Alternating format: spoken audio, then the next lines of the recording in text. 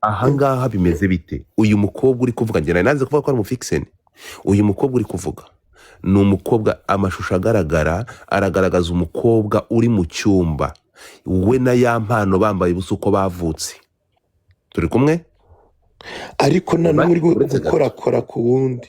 Tega amatwi, bari mu gikorwa cy'urukundo, baravuga ngo reka kuca mu ijambo. tega amatwi, ubuzutu buri hanze, ya mpano afata icyo gikorwa cy'ubukozasoni, cy'ubwambure bwabo bombi, urimo kunyumva, agishyira kuyakure. Iyo mvuze kuyakure ni kuri murandasi cyangwa kungurukanyabumenyi. Ku bashinga nta muri hano ndagize yambu.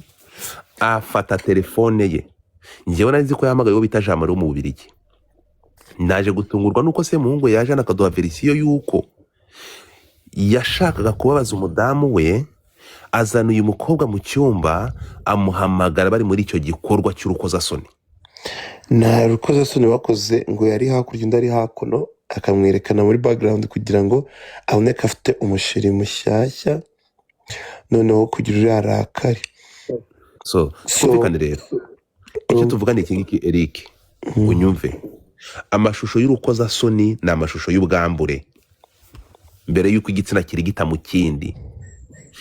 Icyamaganwa ni ugusakaza amashusho y'ubwambure. Urimo kunyumva? Ariko abantu bari kubyumva hano bagira ngo abantu bari muri gukina porno, kandi muri kuvuga nta bihuriye n'ibyabaye. Uretse gato, muri kwangisha y'amana abaturage, kandi si byiza. Eric, koresha ubwenge, ureke gukoresha amarangamutima. Ntabwo uri gushyigikira ari byo. Ngiye guhereza urugero. Amashusho ya Diane Rwigara ni amashusho y'urukozasoni yagiye hanze yicaye mu ntebe yambaye nk'uko yavutse. Ni amashusho y'urukozasoni, si amashusho y'urukozasoni. Ni amashusho y'urukozasoni kuko yambaye ubusa nyine. Ese ubwo iyo famiye itanzeho urugero kubera iki? No, tugende gake. Niwe muntu wenda twabonye amashusho y'urukozasoni yagiye hanze, nani unyumve neza cyane. Tugaruke gato ya rero. Ufasha umwana w'umunyarwandakazi, ibi ngibi ni n'agasuzuguro, ahubwo yamaganwe.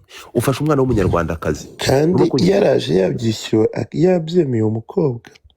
Ibi bintu mu Rwanda biremeye ko umuntu ashobora gufata umwana w'umukobwa akamwishyura, akamubwira ngo ngwino gufata amashusho y'urukozasoni mu nyungu zanjye bwite, kuko ari umuntu ushaka kubabaza. Mu rukumva icyo kintu. Ariko ntango yamufasha amavideo. Godfather uri kubivanga. Yamana ari kwifata video akazohereza abantu. Nawe nanjye nibyo nahoze mbaza muri kodinze aganira n'umuntu uretse kuri gato. WhatsApp abari Ndakubaza. Semuhungu, uretse gato. Ni ryari ikintu cyo gusakaza mu ruhame? Uruhame ni iki? Ni ryari ikintu kiba cyabaye mu ruhame? Ikintu cyabaye mu ruhame.